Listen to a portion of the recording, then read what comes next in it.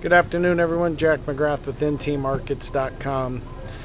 Well, it was pretty exciting the last couple minutes before the cash close in the S&Ps.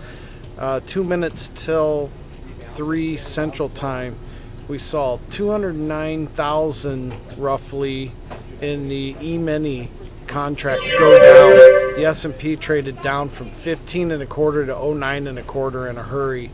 Most likely that was off some kind of asset allocation, but what's interesting now is you have a double top formation at 2450 in the S&Ps.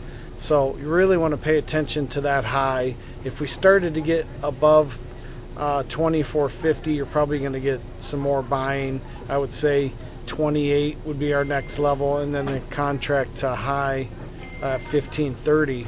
But we'll keep an eye on 2450, and if we start to see more pressure on the downside, you really need a trade below 1481.75, which was the recent low. If you start to get below there, you're going to trigger this double top formation, and the objective is 40 lower. So you'd be looking for an objective off that double top formation down to 1440-ish. And you also have that gap remaining on the downside in the March contract from 38 and a quarter down to 25 and 3/4. So it'll be interesting to see what happens going forward here off this S&P contract. Now, recently we've seen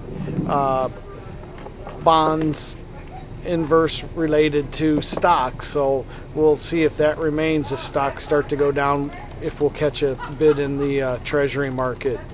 What's interesting, if you look at, say, the bonds on the last time we were up at 2450 in the E-mini S&P, the bonds were trading at 141.25. That was the low, I believe. Yes, 141.25 was the low. And now, today, the E-minis traded up to 2450, and we couldn't even get down to 140.